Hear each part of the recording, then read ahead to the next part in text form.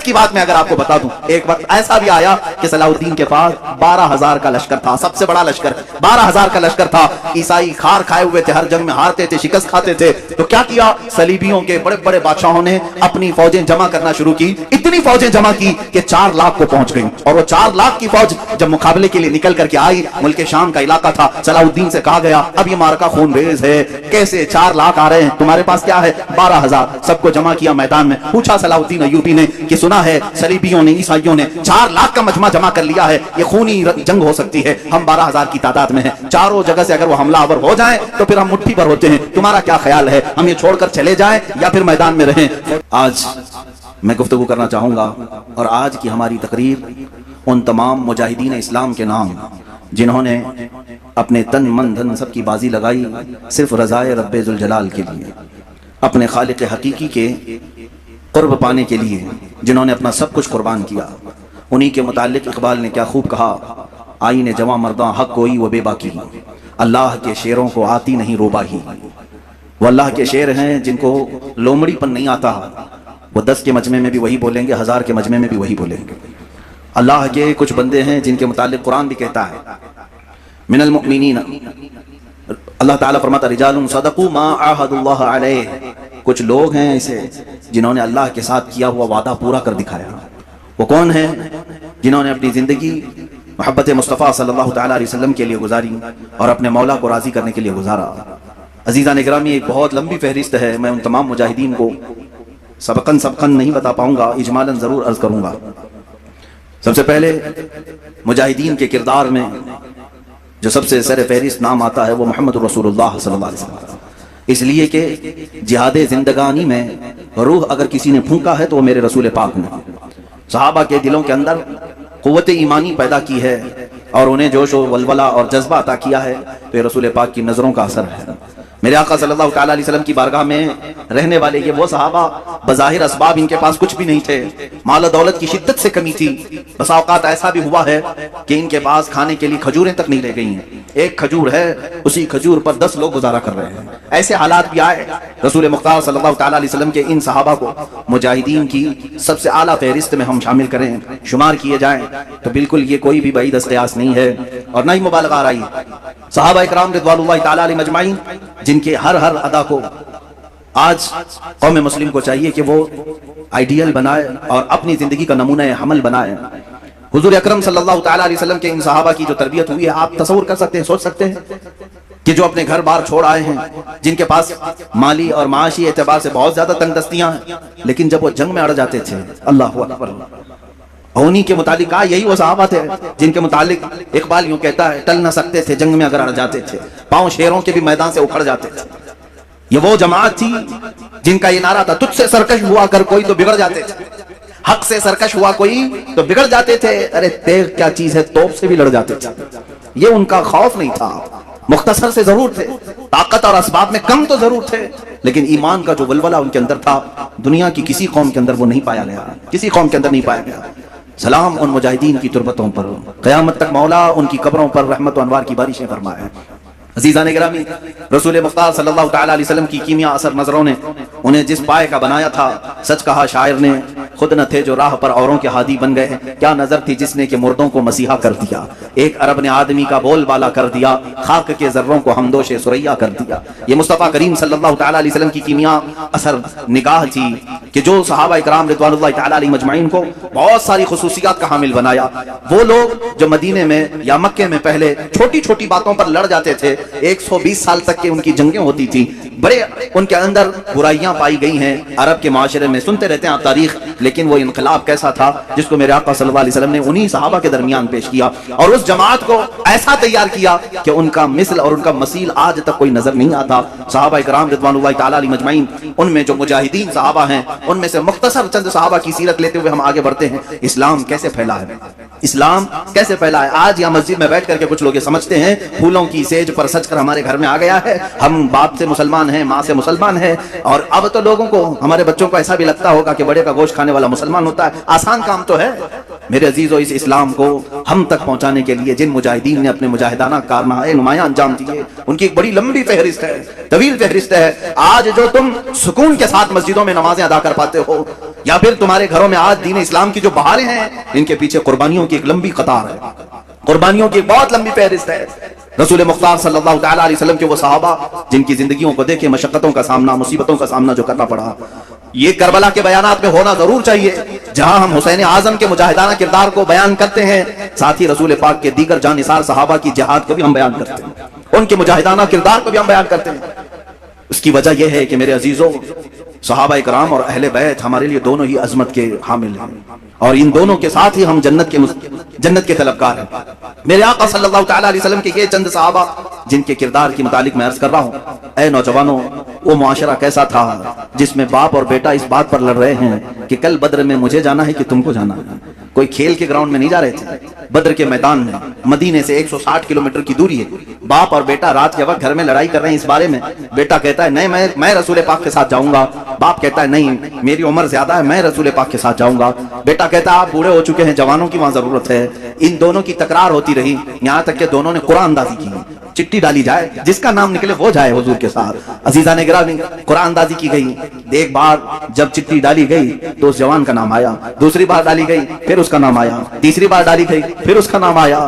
تو پھر جو بوڑھے تھے، باپ تھے، وہ چلا کر کے کہتے ہیں یہ قرآن اندازی صحیح نہیں ہو رہی ہے، چلو حضور پاک کے پاس جا کر کے ہم کہہ لیں گے۔ انہوں نے یہ سوچا کہ میں نبی کونین کو منا لوں گا۔ حضور پاک صلی اللہ تعالیٰ علیہ وسلم کے پاس آئے، کہا آقا کل آپ جو جا رہے ہیں بیٹے اور میرے درمیان یہ تکرار چل رہی ہے۔ بیٹے نے کہا آقا ہم نے گھر میں قرآن اندازی بھی کی، ابا اس قرآن کو مانتے نہیں ہیں، اس قرآن اندازی کو نہیں تسلیم کر رہے ہیں، یا رسول اللہ آپ فیصلہ فرما دیں۔ میرے آقا نے دونوں کے جذبے کو دیکھا، جوان بھی جذبے میں کم نہیں ہے، بوڑھا بھی جذبے میں کم نہیں ہے۔ یہی ہے آئین جواں مردی حق گوئی وہ بے باکی، اللہ کے شیروں کو آتی نہیں روباگی۔ ان میں سے کوئی ایسا نہیں ہے جو بہانہ ڈھونڈ رہا ہو کہ میں گھر میں بیٹھ جاؤں تو چلا جائے، بلکہ وہ بہانہ ڈھونڈ رہے ہیں کہ کوئی ہم میں سے آگے بڑھ کر کے حضور پاک کا دفاع کر سکے، پہرا دے سکے۔ رسول پاک صلی اللہ تعالیٰ علیہ وسلم نے ان دونوں میں دیکھ کر کے پھر جو بزرگ تھے، صحابی تھے، ان سے کہا آپ گھر پر رہیں، گھر پر رہنے کی اگر ضرورت ہے تو آپ اپنے جوان بیٹے کو ہمارے ساتھ بھیج دیں۔ میرے آقا کا یہ فیصلہ آنا تھا، اس کے بعد تو پھر کسی کو پر مارنے کی بھی جسارت نہیں ہوتی، لیکن جانتے ہیں وہ منظر کیسا ہے جب وہ بوڑھے صحابی دھاڑے مار کر روتے ہوئے گھر واپس آئے۔ کہا اے کاش یہ بوڑھاپا نہ ہوتا تو مجھے رسول پاک کے ساتھ جانا میسر ہوتا۔ اے میرے عزیزو، یہاں لوگ ہیلے بہانے کرتے ہیں اور بہت سارے بہانے تلاش کرتے ہیں کہ کوئی عذر تو آ جائے، مجھے باہر نکلنا نہ پڑے، مجھے حضور پاک کی بارگاہ میں دفاع کرنے کے کام میں چھٹی مل جائے۔ جیسے لوگ کہتے ہیں نہیں مولانا ابھی یہ حالات ہیں، میری وہ نوکری ہے فلاں، میری وہ حالات ہیں فلاں، کے ساتھ ہمارے تعلقات ہیں، بولیں گے تو بڑا مسئلہ ہو جائے گا۔ ایک صاحب ہم سے کہنے لگے پارٹی ہائی کمان ہمیں نکال دے گی۔ اللہ اکبر، تمہیں یہ اس بات کا خوف تو ہے کہ پارٹی ہائی کمان تمہیں لیڈرشپ سے نکال دے گی اگر تم رسول پاک کی حفاظت کے لیے باہر آئے؟ شرم کرو، شرم سے ڈوب مرو جس دن تمہیں ہائی کمان تاجدار مدینہ سے نکالنے کی بات آئے گی۔ حضور پاک صلی اللہ تعالیٰ علیہ وسلم، تم جس کو ہائی کمان کہتے ہو سکتا ہے کوئی ساڑی دھوتی والے ہوں، الحمدللہ ہمارے ہائی کمان تو تاجدار مدینہ صلی اللہ علیہ وسلم، ہم وہاں نظر رکھتے ہیں۔ وہ اگر راضی ہے تو الحمدللہ ہماری زندگی کا وصول ہو گیا۔ ہمیں کرنی ہے شہنشاہ بطحا کی رضا جوئی، وہ اپنے ہو گئے تو رحمت پروردگار اپنی۔ ہمیں صرف اور صرف مطمع نظر رکھنا ہے مصطفیٰ کریم صلی اللہ علیہ وسلم کی ذات پاک کو۔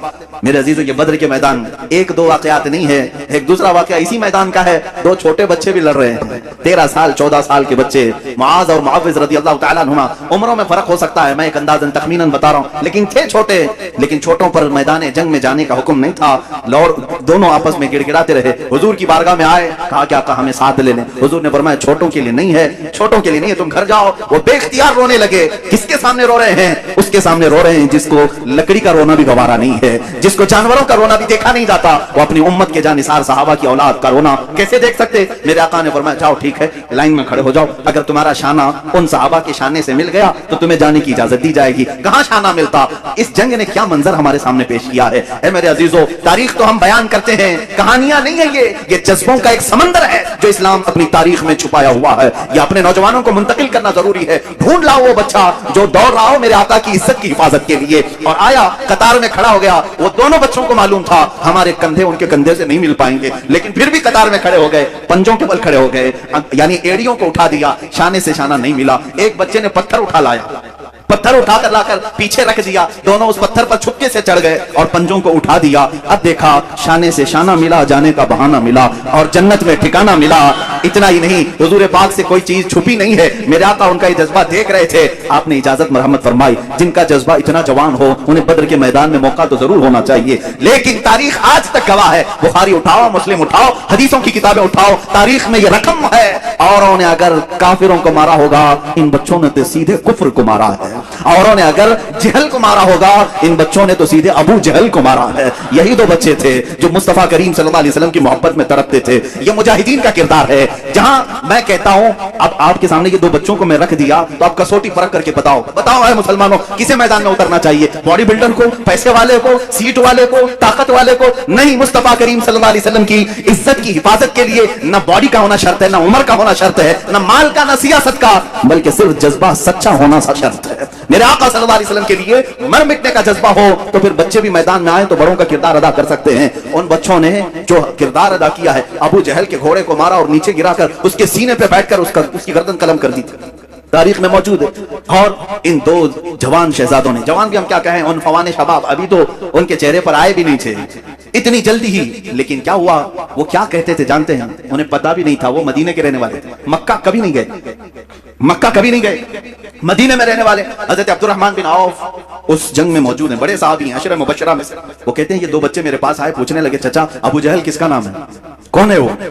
हजरत अब्दुर्रहमान कहते हैं मैंने इनसे कहा तुमको उससे क्या करना है, वो सरदार कुरैश है, वो पहलवानों का पहलवान है, तुम क्या करोगे? बच्चों ने जो जवाब दिया वो हमारा दर्स है।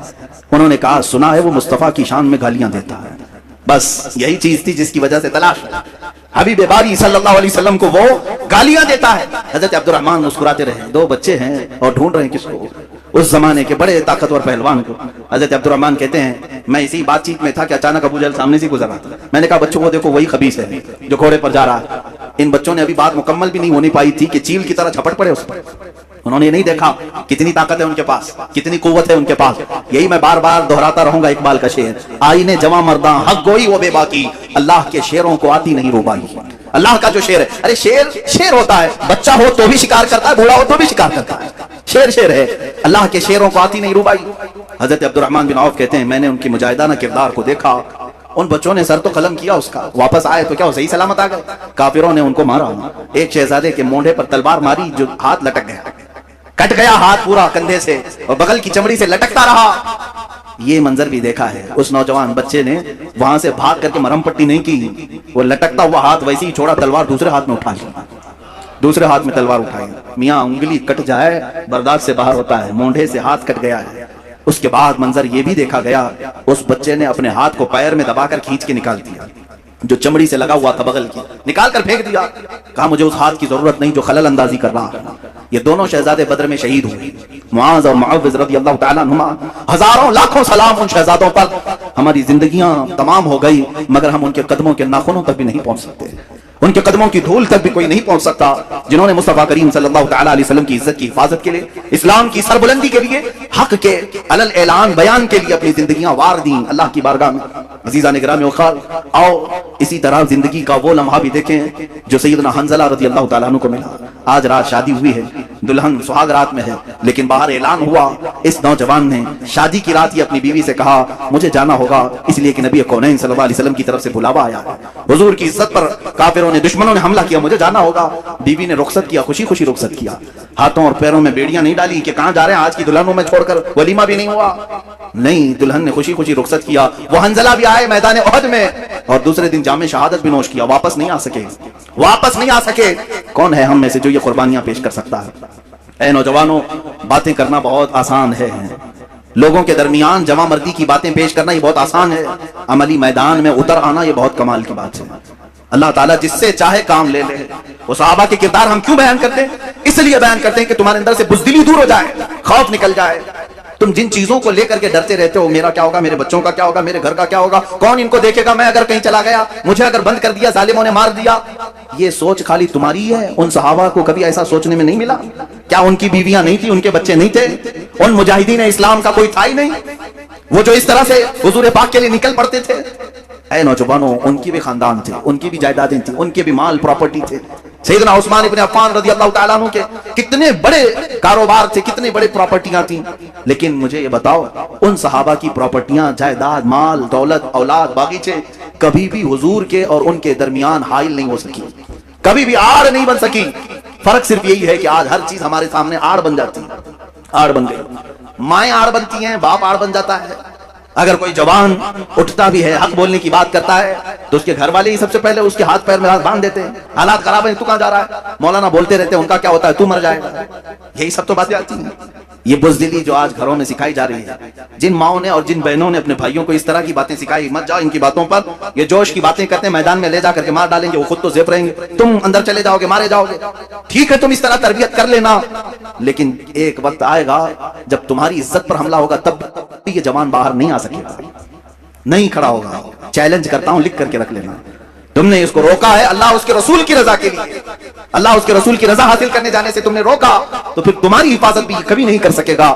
یاد رکھنا، جو اللہ اس کے رسول کی رضا کے لیے نکلنے والا جوان ہے، وہ سب سے زیادہ اپنے گھر کی حفاظت کرنے کا اہل بھی ہوتا ہے، وہ اپنے بھائیوں، بہنوں، ماں، بچیوں سب کی حفاظت کا اہل بھی ہوتا ہے۔ خیر، سیدنا حنظلہ رضی اللہ تعالیٰ عنہ مجاہدین میں ایک اعلیٰ کردار کا نام ہے، عمار بن یاسر، حضرت یاسر رضی اللہ تعالیٰ عنہ مجاہدین میں ایک اعلیٰ کردار کا نام ہے، اور سیدنا خالد بن ولید سیف اللہ المسلول مجاہدین کے ایک اعلیٰ شخصیت کا نام ہے، جنہوں نے حضور پاک صلی اللہ تعالیٰ علیہ وسلم کے ساتھ جنگیں لڑی، حضور کے زمانے میں بھی، حضور کے بعد بھی۔ یہ ایک ایسے مجاہد کا نام ہے جس سے آج بھی دنیا کانپتی ہے، آج بھی دنیا کانپتی ہے۔ لوگ چاہتے ہیں کہ خالد بن ولید کے اوراق کو بند کر کے رکھیں، کبھی نہ اٹھائیں، ان کا مطالعہ نہ کیا جائے، ان کی سیرت نہ پڑھی جائے، اس لیے کہ معلوم ہے اچھوں کی سیرت پڑھنے کے بعد اثر ضرور آتا ہے، اثر ضرور آتا ہے۔ خالد بن ولید رضی اللہ تعالیٰ عنہ وہ مجاہد صحابی جن کو اللہ کے رسول نے سیف اللہ کہا ہے، یہ اللہ کی لٹکتی ہوئی تلوار ہے۔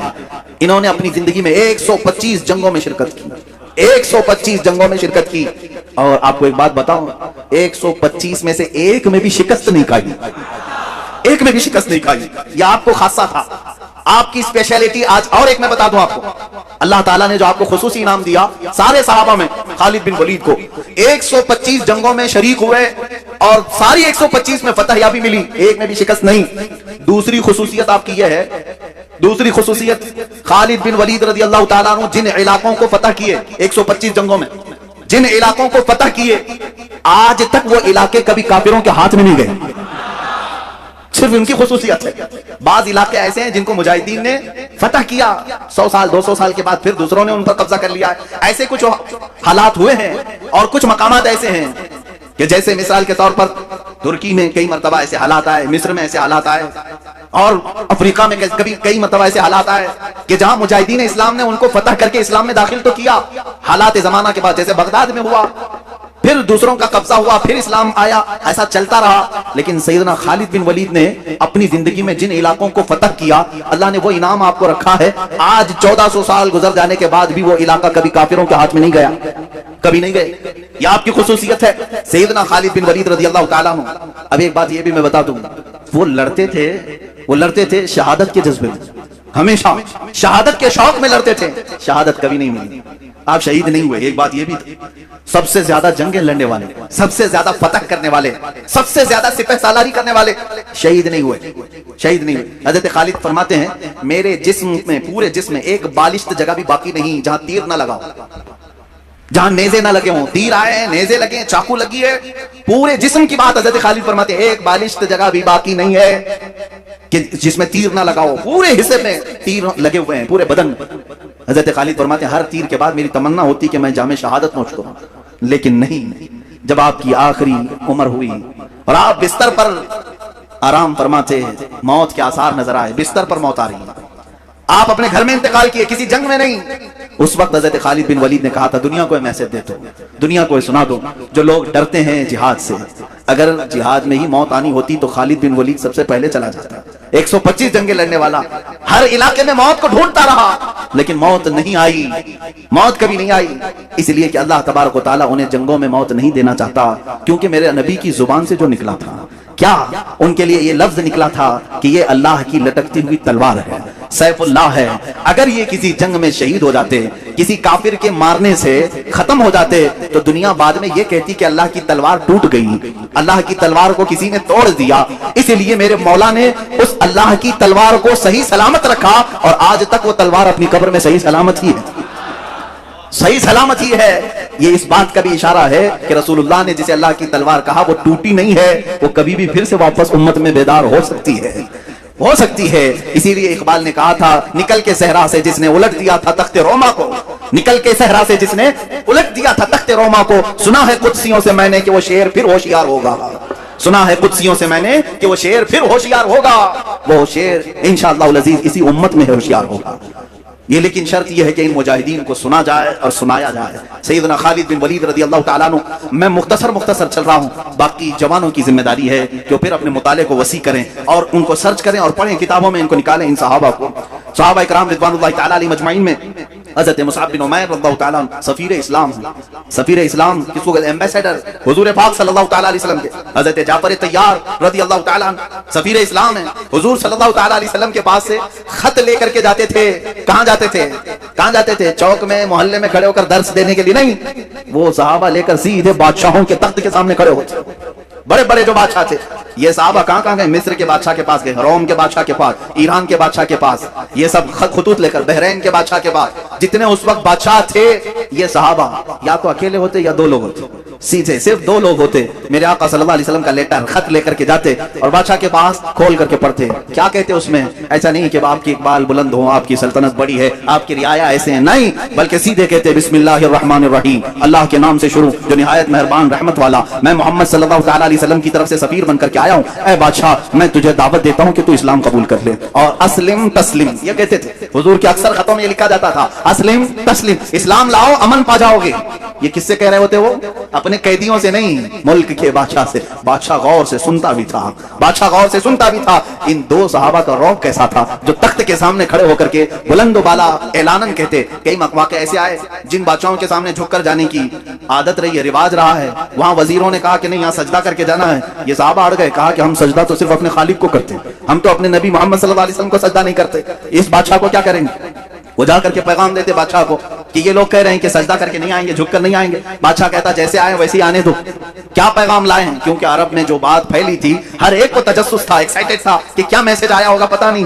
حضور صلی اللہ علیہ وسلم کا میسج خط لکھتے اور پتہ نہیں ان کی زبانوں میں بھلا کا اثر بھی ہوتا۔ شاہ مقوقس کے دربار میں، مصر کے دربار میں، بادشاہوں کے دربار میں یہ دو صحابہ ہیں جو قاصد بن کر کے گئے، اور کئی بادشاہ ہیں اسی وقت اسلام قبول بھی کی، اسلام قبول کی۔ بادشاہ کی بات کر رہا ہوں، نجاشی کے دربار میں، نجاشی ایتھوپیا کا بادشاہ، شاہ حبشہ جس کو حبشہ کہتے ہیں، وہ آج کے زمانے میں اس کو ایتھوپیا کہتے ہیں۔ حضرت جعفر طیار کھڑے ہوئے جبکہ ان کے مخالفت میں ابو سفیان مکہ سے آئے ہوئے تھے کافروں کی طرف سے، ان کے بارے میں بولنے کے لیے کہ ان کو پناہ مت دو۔ نجاشی نے کھڑا کیا، کہا کیا تم پیغام لے کر کیا ہو، سناؤ ذرا۔ حضرت جعفر طیار طٰہٰ کی آیتیں پڑھنے لگے، طٰہٰ ما انزلنا علیک القرآن لتشقى الا تذکرۃ لمن یخشى۔ وہ عرب لوگ تھے اور نجاشی عربی جانتا تھا۔ جب اس نے قرآن کی آیتیں سنی تو کہا اور کچھ پڑھو، اور کچھ پڑھو۔ اتنا پڑھایا کہ وہ اپنے کرسی پر ہی جھومنے لگا۔ اس کے بعد وہ عیسائی بادشاہ تھا، سارے لوگوں کے درمیان کھڑا ہو کر اپنی کرسی سے نیچے اتر آیا اور کہا، اس کے تاریخی الفاظ ہیں کہ جس کا پیغام لے کر کے تم یہاں آئے ہو، سچ بتاؤں میں گواہی دیتا ہوں اللہ کے رسول ہیں، ان کا ہی یہ کلام ہو سکتا ہے، کسی رسول کا ہی یہ کلام ہوگا، وہ اللہ کے رسول ہیں۔ اور نجاشی نے جو تاریخی جملہ کہا تھا، کہا اللہ کی قسم اگر وہ یہاں ہوتے میں ان کے قدموں کو دھو کر پانی خود پی لیا کرتا۔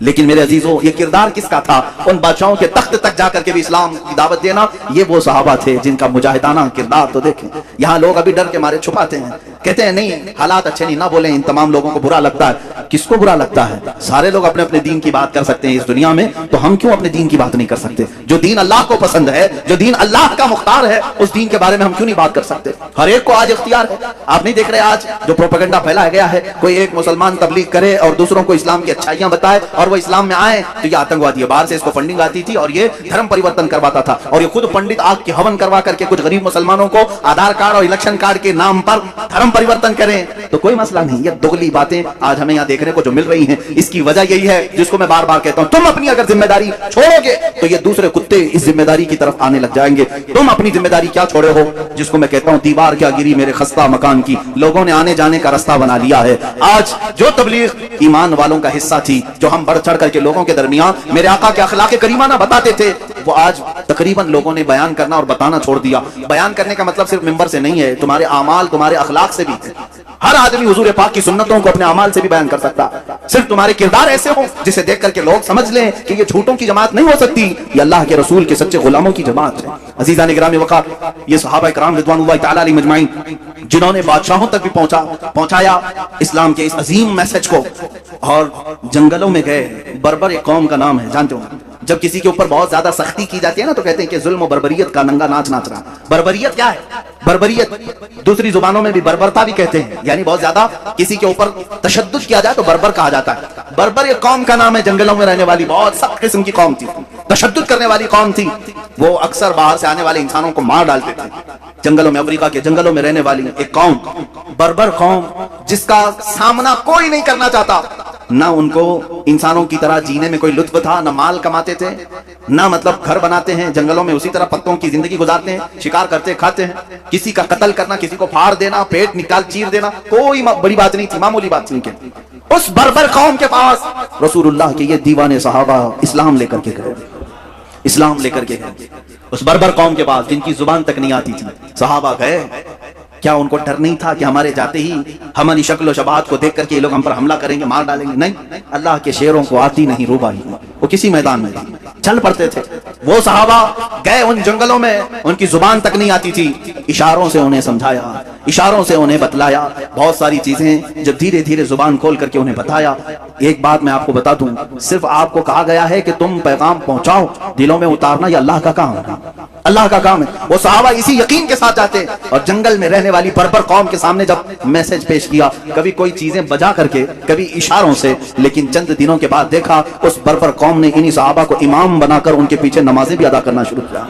जंगलों में नमाजें कायम हो गई, और उसके बाद आज तक वो कौम इस्लाम से वाबस्ता है, आज तक वो कौम इस्लाम से वाबस्ता है। सहाबा रिज़वानुल्लाहि तआला अलैहिम अजमईन के हाथों पर जो इस्लाम लाई है वो कौम 1400 साल गुजर जाने के बाद आज भी अफ्रीका के बहुत सारे इलाकों में वो इस्लाम के चाहने वाले मौजूद हैं, मुसलमान मौजूद हैं। मैं आपको सहाबा का एक किरदार बताऊं, बर्बर कौम के पास गए, आप अंदाजा कर सकते हैं अरब के रहने वाले, आज के अय्याश अरबों को देख करके कयास मत करना कि सहाबा अरब थे तो ऐसे रहे होंगे, नहीं, ये अय्याश अरब हैं, ये यहूदियों की औलाद बन गए हैं बहुत सारे, इसमें बहुत सारे, इल्ला माशाअल्लाह, सबकी बात नहीं करता हूं।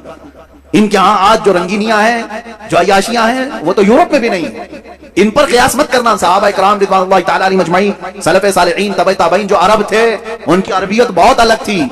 उसके बावजूद वो अरब में जिस अंदाज से रहते थे वो सब चीजें तर्क करके, जानते हो आज अगर मैं आपको कहूं इतनी टेक्नोलॉजी के बाद भी चाइना जरा जाके आओ, आप हंस पड़ेंगे। क्या करेंगे? ची ची करेंगे हम जाके, हमको न जुबान आती है, कुछ भी नहीं आती, क्या करेंगे? मेरे अजीजों 1400 साल पहले हजरत साद इब्न अबी वक्कास चाइना आए, चीन की सरजमीन पर आए, तबलीग इस्लाम की खातिर। कौन सी जुबान लेकर के आए होंगे, कैसे उनके दरमियान फैलाए होंगे? जानते हैं उस सहाबी की तबलीग इस्लाम से चाइना में उसी वक्त इस्लाम फैला भी था। चाइना की जुबान मुख्तलिफ, बिल्कुल उनका रंग अलग, उनकी तहजीब अलग, उनके अखलाक अलग। इतना ही नहीं, वही अरब के सहाबा हैं, वही अरब के सहाबा हैं जो वहां से मदीने तैयबा से निकले तो हमारे इस दयारे गरीब हिंदुस्तान में भी तशरीफ लाए, दयारे गरीब नवाज हिंदुस्तान में भी तशरीफ लाए। और आपको मैं बताऊं, साहिल समंदर के पास सहाबा की आमद बहुत हुई है। केरला के जो समंदर हैं उसके साहिल पर सहाबा उतरे हैं, मुंबई के जो साहिल हैं उस पर सहाबा उतरे हैं, सिंध के इलाके में ताबईन उतरे हैं। ये हिंदुस्तान की सरजमीन पर वो तिजारत भी किए। और यहाँ जब आए सैयदना मालिक बिन दीनार रज़ियल्लाहु ताला अन्हु, जिनकी तारीख में ये मिलता है कि उनके सिर्फ एक किरदार को देख करके वहां के राजे ने, वहां का जो बड़ा पैसे वाला था, वो मरऊब हो गया। नारियल टूट के नीचे गिरा था, उनको शिद्दत की प्यास लगी थी। आपने कहा मुझे पानी चाहिए इशारे से, तो करीब खड़ा हुआ आदमी कहा ये नारियल उठाओ पी लो, केरला में नारियल बहुत होते हैं। मालिक बिन दीनार ने कहा नहीं, पहले ये बताओ तो ये किसका दरख्त है, मालिक कौन है, पहले मैं उसकी इजाजत तो ले लूं। कहा यहाँ ये सब चलता नहीं है, जो रास्ते पर पड़े उठा लिया जाता है। कहा वो तुम उठाते होंगे, मैं रसूलुल्लाह का गुलाम हूं। ہم کسی کی بھی چیز کو بغیر اجازت کے چھوتے تک نہیں ہیں. یہ بات اس نے راجے سے جا کر کہا تو اس راجا نے ان کی باتوں کو سن کر بہت زیادہ متاثر ہوا. انہیں پانی بھی پیش کیا گیا اور پوچھا گیا یہ جو آپ ایمان لے آئے ہو, یہ جو علم کی دولت یا اخلاق کی کہاں سے لے آئے ہو؟ اس مالک بن دینار نے سیدھے اشارہ کیا مدینے کے سورج کی طرف کہ یہ کرنیں وہاں سے چلی ہیں. اس راجا نے اسی وقت سفر کا ارادہ بھی کیا اور سفر کے لیے چل بھی پڑا. بعض تاریخی روایات میں یہ ملتا ہے کہ وہ حضور پاک صلی اللہ علیہ وسلم کی بارگاہ میں جا کر مشرف اسلام بھی ہوا. یہ صحابہ تھے, وہ ہندوستان تک آئے, ہمارے علاقے تک آئے, چائنا گئے, افریقہ گئے, اور میرے عزیزو اسلام کے تبلیغ اور انتشار میں جو ان کا کردار ہے, صدیاں گزر جائیں گی, بہت ساری چیزیں گزر جائیں گی, میں بیان نہیں کر سکوں گا. صحابہ کرام رضوان اللہ تعالی علیہم اجمعین کی وہ جماعتوں میں سے جوان لوگ اٹھے ہوئے, جوان لوگ اٹھے ہوئے. اسی سندھ کا علاقہ, ہند اور سندھ دو تھے, ہند اور سندھ. ابھی سندھ جو ہے اکثر حصہ پاکستان میں ہے. پہلے یہ دو ہند اور سندھ مشہور تھے. سندھ کے علاقے میں راجہ داہر سنگھ, جو کشمیر کے آگے ایک راجہ کی حکومت تھی. اب یہ لوگ اس کو ابھی برا سمجھیں گے کہ ہمارے راجے کی برائی کر رہا ہے. جب گنڈا ہوگا تو گنڈا ہی کہیں گے. ہاں, کچھ عورتوں کو اس نے گرفتار کیا, اس کے گنڈوں نے کچھ عورتوں کو گرفتار کیا جو مسلمان تھی. وہ حج کے سفر پر جا رہی تھی.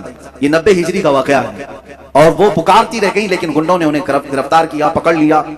اب ان عورتوں نے کہا صرف اتنی آواز سے کہ کوئی ہے جو ہماری آواز عرب تک پہنچائے. اس وقت حجاج بن یوسف گورنر تھا. کچھ تجارت کرنے والے جو عرب سے آئے ہوئے تھے انہوں نے آواز سنی. واپس جا کر کے گورنر کے پاس یہ بات بتا رہے تھے کہ ہم سندھ کے علاقے سے آئے, وہاں کے ایک راجا نے چند عورتوں کو, اس کے گنڈوں نے چند عورتوں کو گرفتار کیا, وہ پکار رہی تھی کوئی ہے. گورنر کے سامنے کی تاجر اپنا واقعہ بیان کر رہے تھے. وہیں سامنے سے ایک جوان شہزادہ گزر رہا تھا, صرف 18 سال کی عمر تھی, محمد بن قاسم. کھڑا ہو گیا, واقعہ سنا. عرب میں رہنے والا شہزادہ محمد بن قاسم, صرف 18 سال کی عمر ہے. وہیں رک گیا, اور گورنر چونکہ اس کا چچا لگتا تھا, اس نے کہا چچا میں جانے کے لیے تیار ہوں. اور وہیں سے پکارا زور سے, لبیک یا اختی, اے میری بہن تیرا بھائی حاضر ہوگا. جو سندھ سے تو نے آواز اٹھائی میں حاضر ہوتا ہوں. 10,000 کا لشکر لے کر سب سے پہلے ہندوستان میں آنے والا محمد بن قاسم ہے. سندھ کے علاقے میں آئے میرے عزیزوں, لوٹ مار کرنے نہیں آئے تھے, مال لوٹ کر لے جانے نہیں آئے. جیسے کہ تم سب جانتے ہو انگریز یہاں کیا کرنے آئے تھے, سارا یہاں کا لوٹ کر کے لے گئے. کبھی یہ لوگ بیان نہیں کرتے ہیں, انگریزوں کے غلام یہ تاریخ نہیں جانتے. 200 سال انگریز لوٹتے رہے, کھاتے رہے, سب انگلینڈ پہنچاتے رہے, اس کے باوجود ان کو صرف خلجی نظر آتا ہے, ان کو اورنگزیب نظر آتا ہے. ارے میاں وہ آئے, یہاں بنائے, اور یہیں دفن بھی ہوئے, یہیں دفن بھی ہوئے. ایک اور بات میں بتاؤں آپ کو, یہ بار بار یہ کہتے ہیں باہر سے آئے ہوئے بادشاہ تھے لوگ, باہر سے آئے ہوئے بادشاہ تھے. مجھے یہ بات سمجھ میں نہیں آتی باہر سے کیسے ہوئے, باہر سے کیسے ہوئے. اس وقت جو ہندوستان تھا اس میں افغانستان بھی شامل تھا, پاکستان الگ نہیں تھا, بنگلہ دیش الگ نہیں تھا, نیپال الگ نہیں تھا. افغانستان کا بھی اکثر حصہ اس وقت ہندوستان میں شامل تھا. ہند اتنا بڑا تھا, اور یہ جتنے بادشاہ حکومت کیے ان میں سے اکثر کا تعلق اسی افغان سے ہے. یہ باہر سے کہاں سے آیا؟ اس وقت جو اکھنڈ بھارت تھا اسی کے تھے. بہرحال اب پٹی پڑھانے کے لیے, لوگوں کے لیے بیوقوف بنانے کے لیے ان کے پاس بہت سارے طریقے. میں گفتگو سے ہٹتا نہیں, میں آپ سے یہ کہہ رہا ہوں محمد بن قاسم لوٹ مار کرنے نہیں آئے, وہ انصاف کا ترازو قائم کرنے کے لیے آئے. آ کر کے راجا سے کہا کہ جن عورتوں کو تم نے گرفتار کیا انہیں چھوڑ دو. اس نے کہا تم ہوتے کون ہو, کیسے میں چھوڑ دوں؟ یہ تمام باتیں غرور اور نخوت کی تھی, تکبر اور گھمنڈی کی تھی.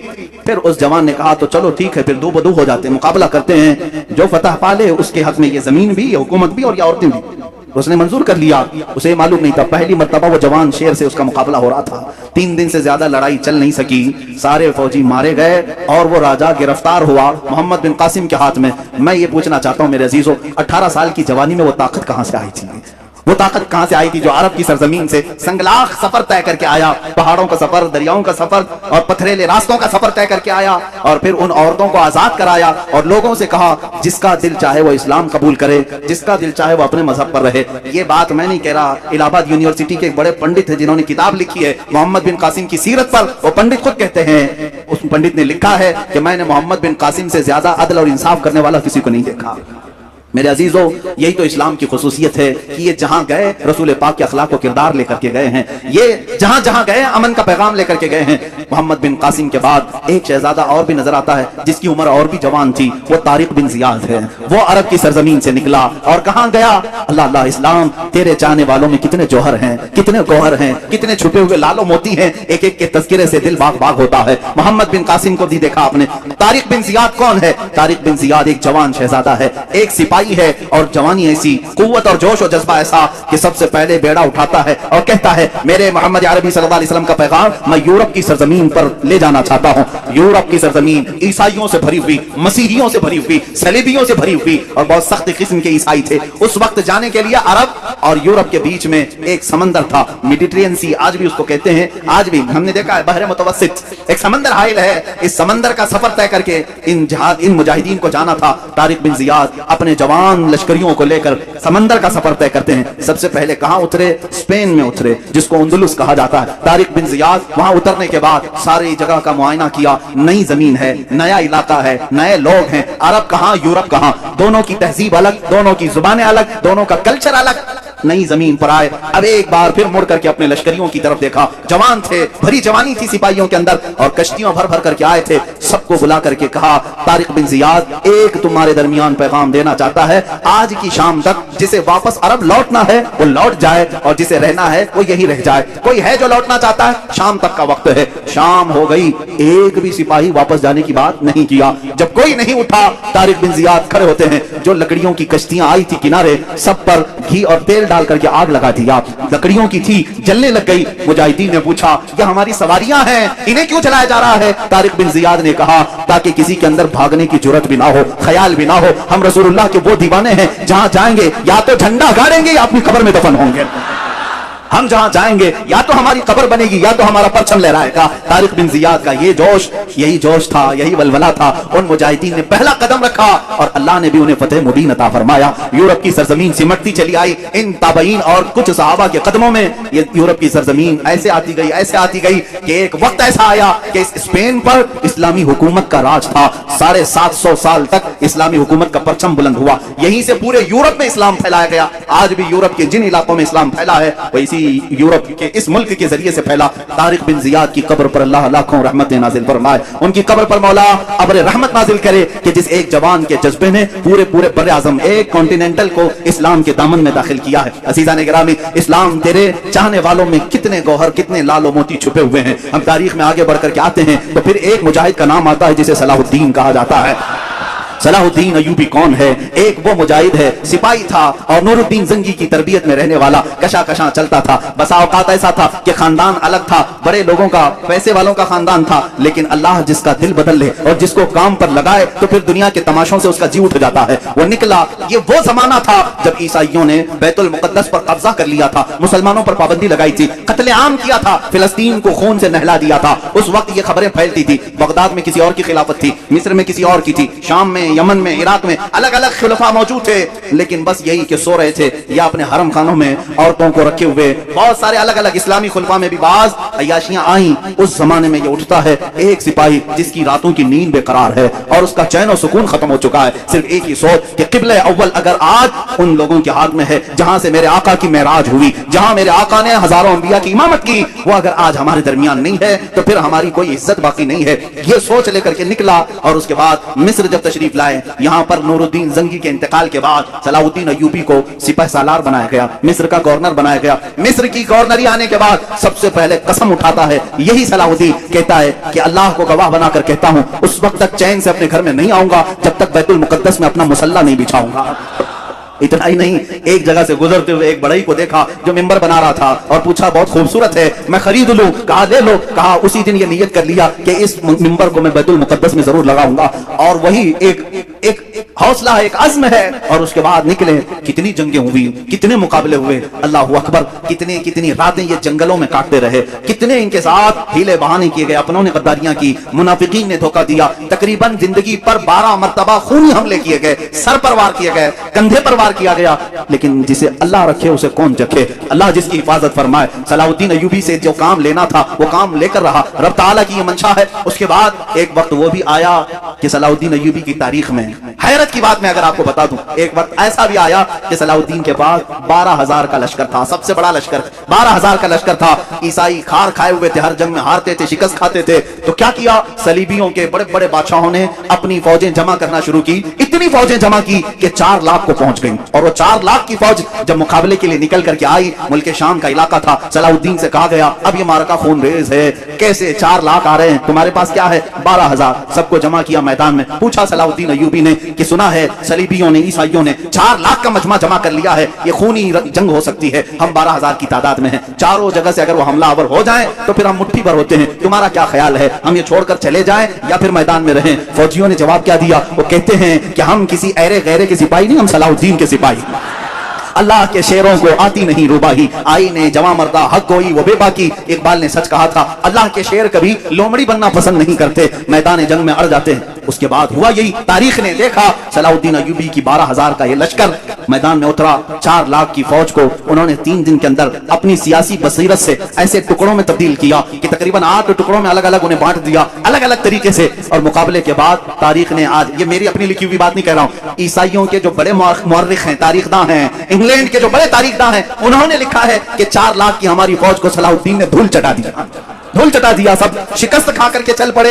अजीजा ने गिरामी, उसी सलाहुद्दीन ने फिर बढ़ते बढ़ते बैतुल मुकद्दस का दरवाजा भी खटखटाया और अल्लाह ताला ने फतह याबी अता फरमाई। जिस दिन बैतुल मुकद्दस फतह हुआ, ज़ोहर की अजान खुद सलाहुद्दीन अय्यूबी ने दी है और नमाज भी पढ़ाई है। उसके बाद एक बेहतरीन खुतबा भी दिया उसी मिंबर पर खड़े होकर के। बैतुल मुकद्दस फतह होने के बाद करना क्या चाहिए था? जिन्होंने मारा था मुसलमानों को उन्हें पकड़ लेते, जिन्होंने मुसलमानों का माल लूटा था उन्हें पकड़ लेते, जो वहां ईसाई थे। नहीं, सलाहुद्दीन अय्यूबी ने बैतुल मुकद्दस के दरवाजों से आवाज लगाई कि जो अमन के साथ रहना चाहता है, सलाहुद्दीन उसके लिए अमन के दरवाजे खोलता है, और जो जाना चाहता है जितना माल यहां से लेकर जा सकता है, किसी की गर्दन पर तलवार नहीं रखी जाएगी। ये भी अंग्रेज तारीखदान ने लिखा है कि इतना ज्यादा माफ करने वाला किसी जर्नेल को हमने दुनिया में नहीं देखा। और वो मुल्क नॉर्वे, जहां पर कट्टर लोग रहते हैं, नॉर्वे और डेनमार्क जैसे आज भी यूरोप की कंट्रीज हैं, आपको हैरत होगी, उन्होंने अपने मुल्की कानून के एतबार से सलाहुद्दीन डे मनाना शुरू किया।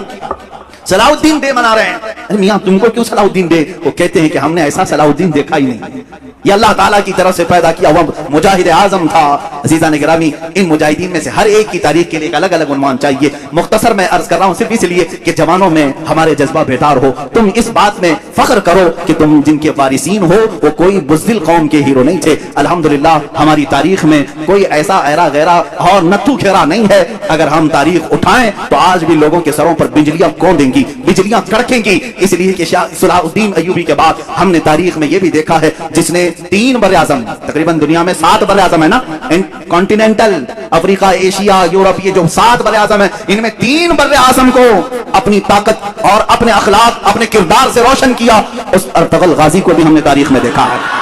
सुल्तान अर्तगल गाजी रहमहुल्लाह, उनके जानशीन सुल्तान उस्मान गाजी रहमहुल्लाह, उनकी औलाद में सुल्तान मोहम्मद फातिह रहमहुल्लाह, उनकी औलाद में सुल्तान अब्दुल हमीद सानी को भी हमने देखा है। इनकी मिसालें तुम नहीं ला सकोगे। 3 बर-ए-आज़मों पर इन्होंने इस्लामी अदल व मसावात का दर्स कायम किया है। और ऐसे नहीं है कि व्हाइट हाउस में बैठ करके साजिशें रच रहे हो, बल्कि मेरे अजीजों, अल्लाह ने इनको 3 बर-ए-आज़मों की हुकूमतें दी थी। उसके बावजूद भी रात के वक्त तन्हाई में जुब्बा पहन करके किसी रोटी बेचने वाले की दुकान में खड़े हो जाते और 2 रोटियां खरीद कर लाकर अपने घर में खाया करते थे।